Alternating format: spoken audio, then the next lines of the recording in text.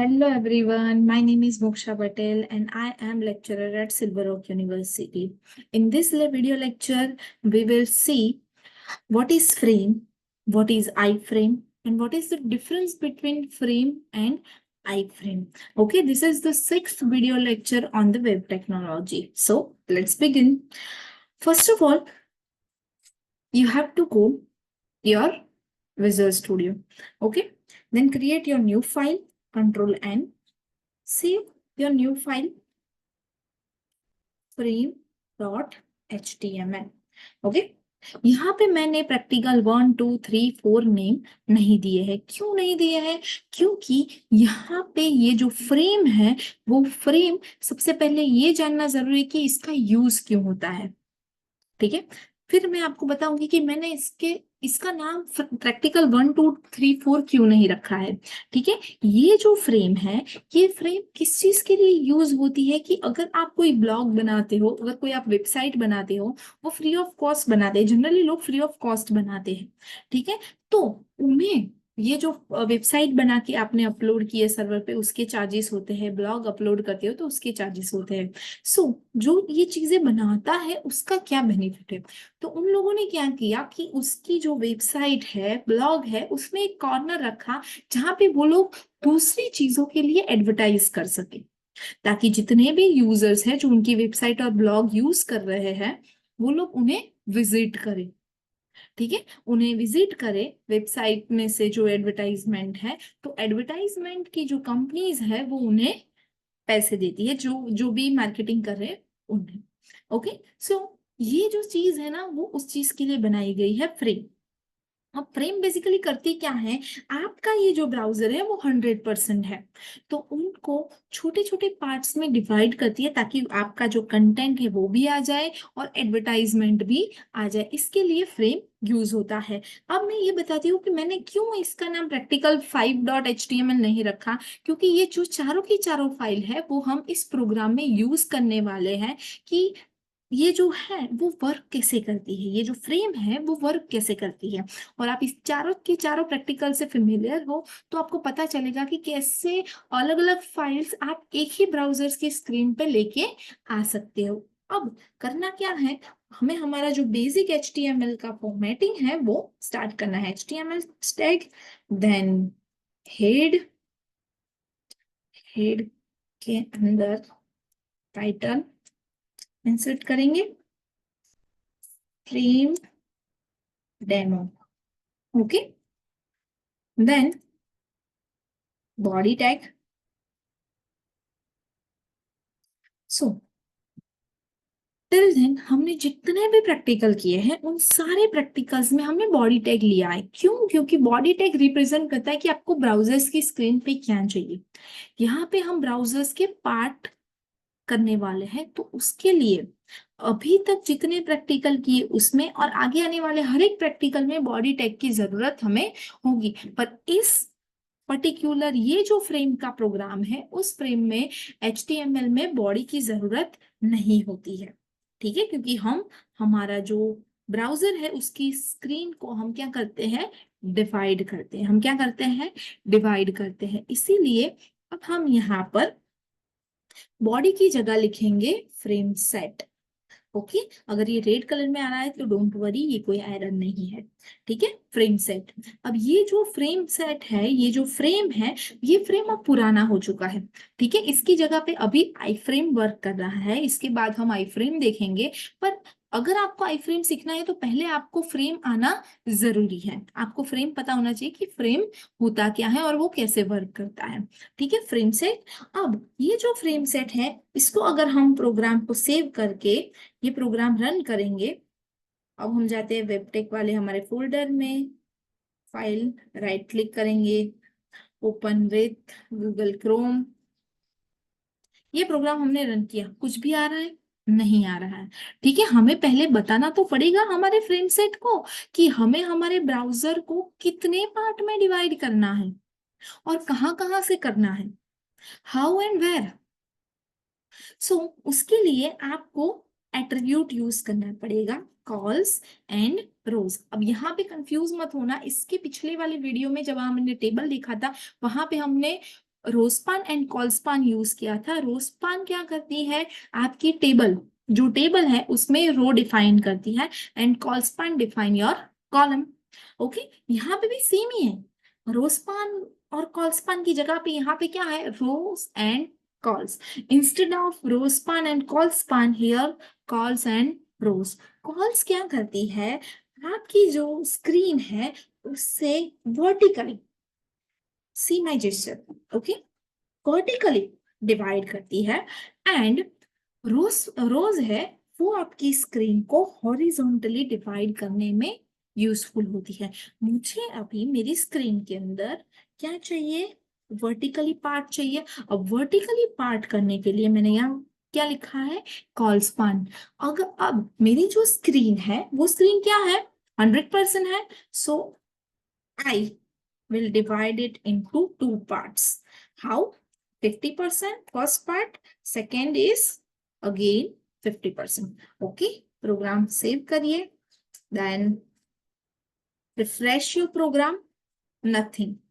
Okay अभी भी आपका जो कि ये पूरा का पूरा आउटपुट है वो ब्लैंक आ रहा है, फ्रेम नहीं आ रही है। फ्रेम लेके आने के लिए ये जो फ्रेम सेट में अभी तक आपने किया वो इनफ नहीं है। आपने यहाँ पे जितने पार्ट डिवाइड किए, मैंने 50% के 2 पार्ट डिवाइड किए हैं, तो उसके लिए आपको फ्रेम टैग का यूज करना पड़ेगा। ये फ्रेम टैग को क्लोज करने की जरूरत नहीं है, फ्रेम सेट को क्लोज करना पड़ता है, फ्रेम को क्लोज करने की जरूरत नहीं है। इससे पहले हमने और 2 टैग देखी थी जिसे क्लोज करने की जरूरत नहीं थी, sorry 3, BR break the line, HR horizontal line, and third IMG image tag. This is the fourth tag, frame tag, जिसे क्लोज करने की जरूरत नहीं है। अब आपने 2 बार लिखा, प्रोग्राम को सेव करें and then again refresh it, हो गए। देख लो, ये आपकी स्क्रीन के 2 पार्ट हो चुके हैं। ये क्या हो गए हैं, आपकी स्क्रीन के 2 पार्ट हो चुके हैं। अब मुझे यहाँ पे करना क्या है कि ये वाले पार्ट में मैंने जो टेक्स्ट लिया था ना, हमने पहले प्रैक्टिकल 1.html, मतलब हमारा दूसरे वीडियो में हमने टेक्स्ट मैनिपुलेशन किया था HTML बेसिक टैग पे, तो वो मुझे यहाँ पे लेके आना है फर्स्ट पार्ट में। एंड सेकेंड पार्ट में मुझे वो इमेज वाला चाहिए, इमेज ऑडियो और वीडियो आ रहे थे ना, वो चाहिए फ्रेम के अंदर।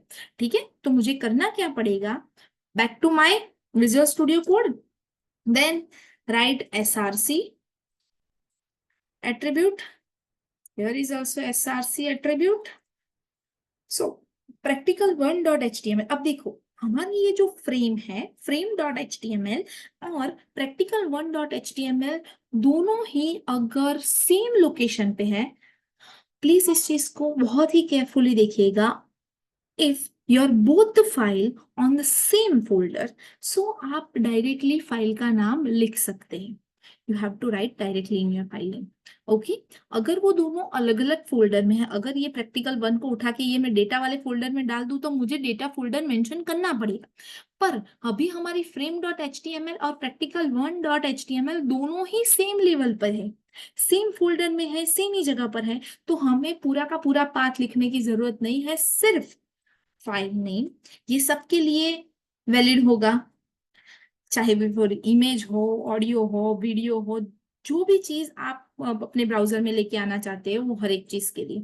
ओके, यहाँ पे मैंने practical1.html लिखा, save your program, then refresh it.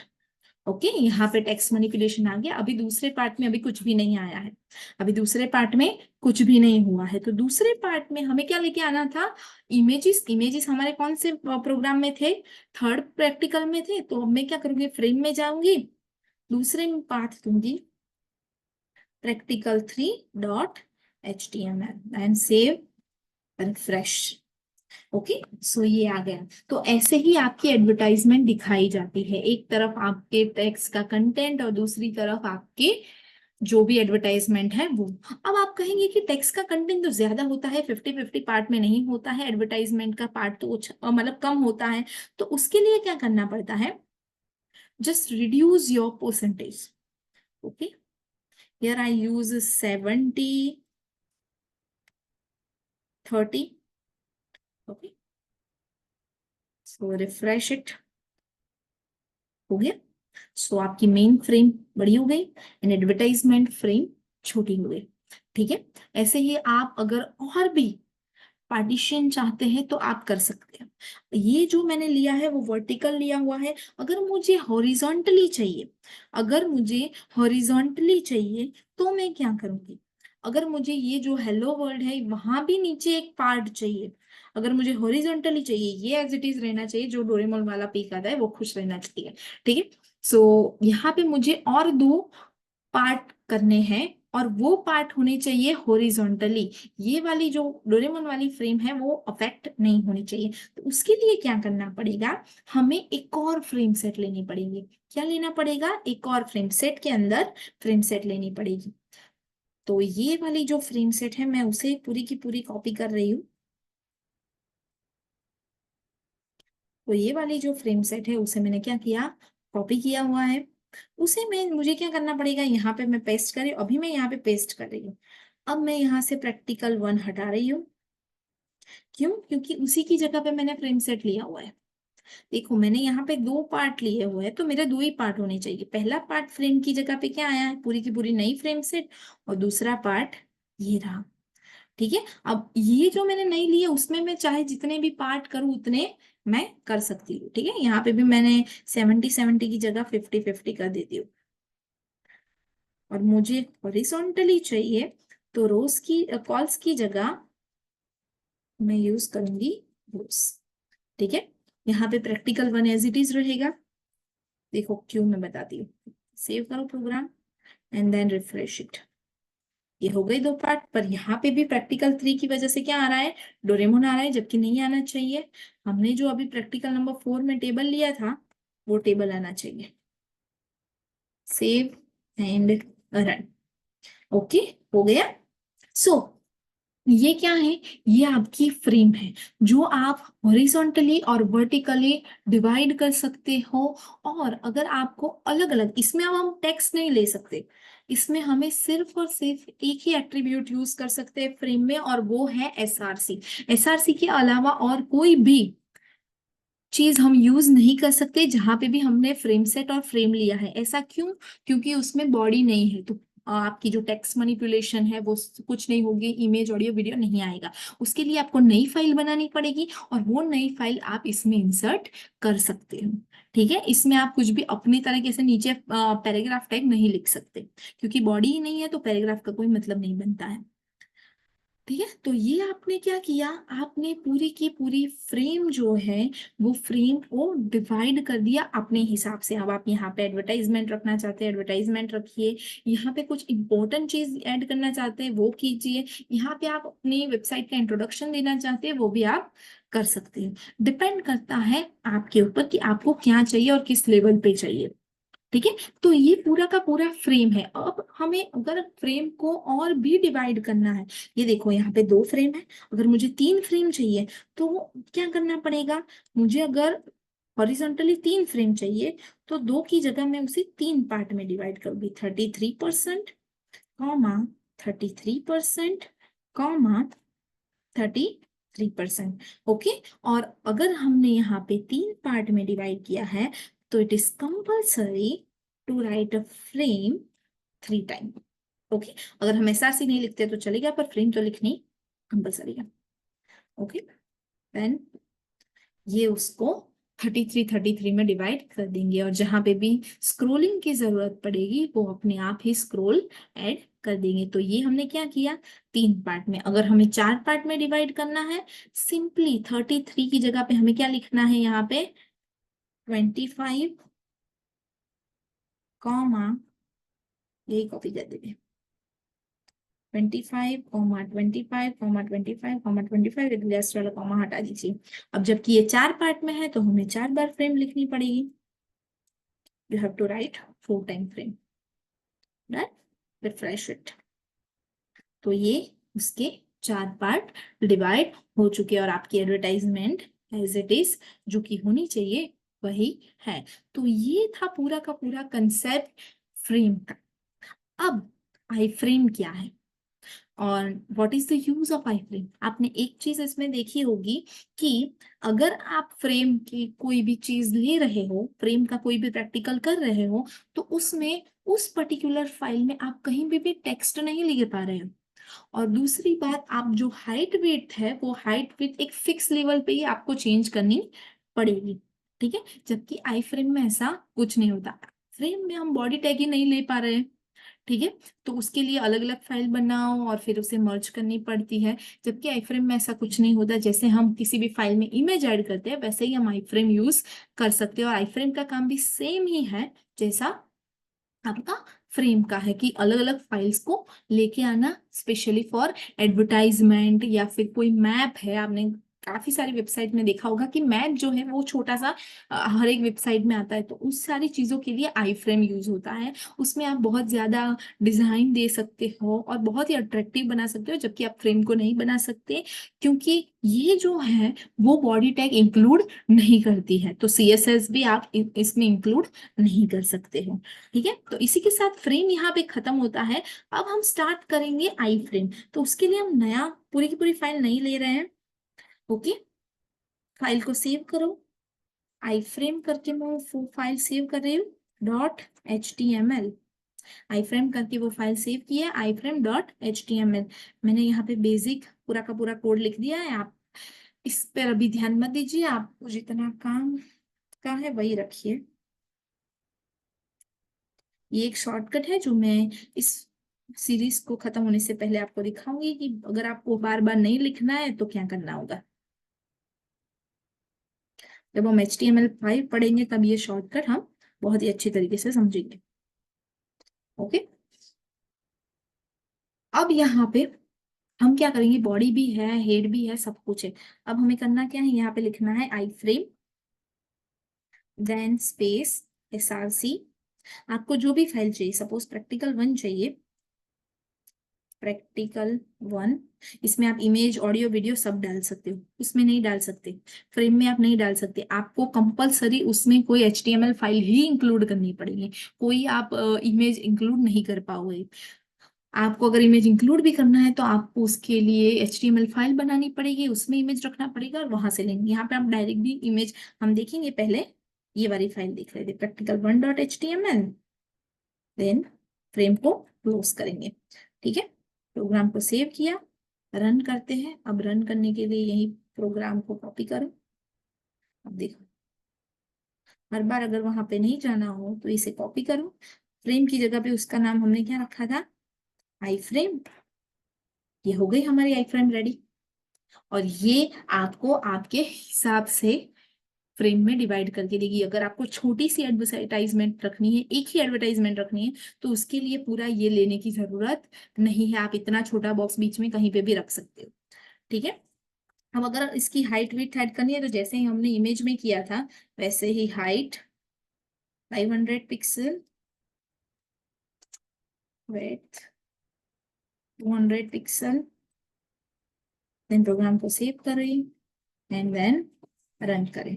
ये हो गई 500 उसकी हाइट है और 200 उसकी वेट है। अगर अब हम यहाँ पे इमेज लेके आए, सेव करें प्रोग्राम को, रन करें प्रोग्राम को, यहाँ पे हम इसकी जगह पे जो डोरेमोन वाली पिक्चर थी वो लेके आते, डेटा के अंदर थी /doraemon.jpg। प्रोग्राम को सेव करो एंड देन रन करो। ये दूसरी आई फ्रेम बन गई, इसमें उसकी हाइट वेट सेट कर देते हैं। अभी हम ये आई फ्रेम उस मतलब क्या करेगी, आई फ्रेम की होगी, तो यहाँ पे हाइट इसकी भी 500 कर दो, ठीक है। तो ये हमारी इमेज बड़ी हो गई। तो आप अपने हिसाब से आई फ्रेम की हाइट और वेट सेट कर सकते हो, आपको जितनी भी चाहिए उतनी इसमें रख सकते हो। तो इस वीडियो लेक्चर में हमने फ्रेम सीखा, फ्रेम कैसे बनती है, फ्रेम के एडवांटेज क्या है, डिसएडवांटेज क्या है, क्यों आई फ्रेम लॉन्च हुआ है और उसकी जरूरत क्यों है, ये सारी चीजें हमने इस वीडियो लेक्चर में कवर की है। Thank you and good have a good day.